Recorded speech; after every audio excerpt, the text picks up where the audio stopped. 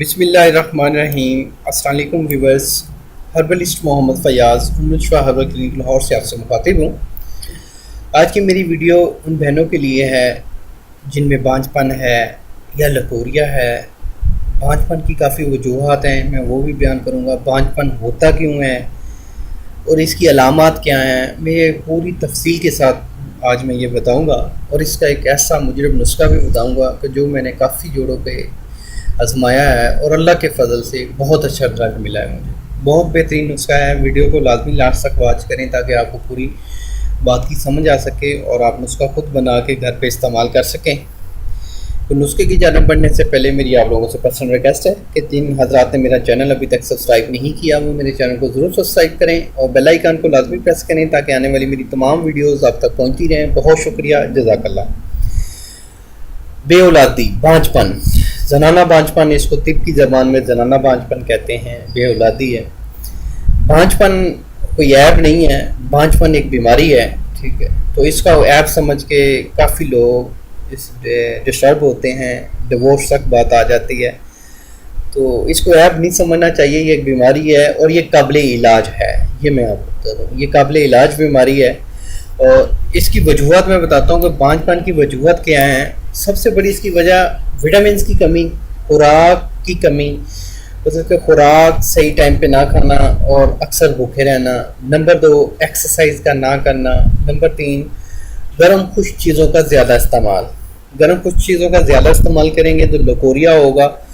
Leucorrhoea ہوگا تو جن عورتوں کو لکوریا ہوتا ہے ان کی شرمگاہ سے، لکوریا کا کئی بہنوں کو نہیں پتہ ہوگا کہ اگر ان کی شرمگاہ سے سفید رنگ کی رطوبت نکلے تو اس کو لکوریا کہتے ہیں۔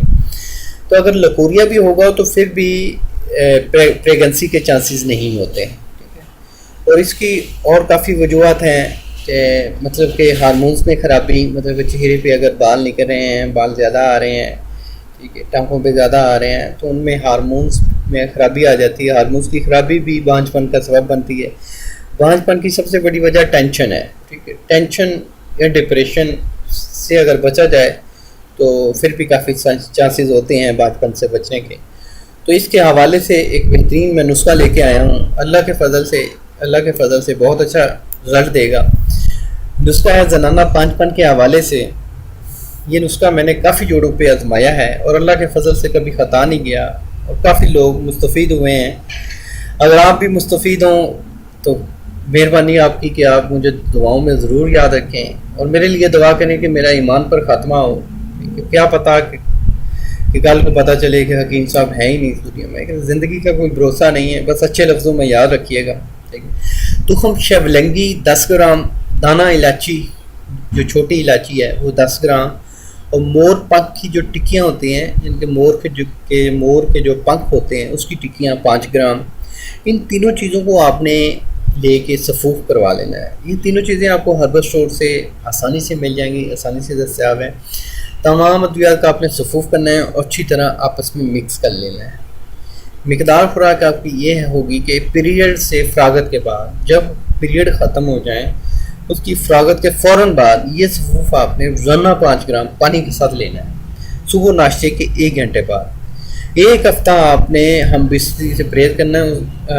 پیریڈ کے فوراً بعد تھوڑا سا سیکشل ڈیزائر بھی بڑی ہوتی ہے تو اس لیے اس پہ قابو رکھیں۔ صرف 1 ہفتہ آپ کنٹرول کر لیں، انشاءاللہ 1 ہفتے بعد ہم بستری کر رہے ہیں، بہت اچھے نتائج ملیں گے۔ جن کو بانجھ پن ہے ان کے حوالے سے ایک بہترین، کبھی خطا نہیں کیا یہ نسخہ۔ اب جن عورتوں کو لکوریا ہے وہ اپنے لکوریا کا ٹریٹمنٹ کروائیں۔ ہم بھی ہربل ٹریٹمنٹ لکوریا کا کرتے ہیں، آپ لکوریا کا ٹریٹمنٹ کروا سکتے ہیں، اس کے بعد یہ نسخہ استعمال کریں، سونے پہ سہاگا ہے۔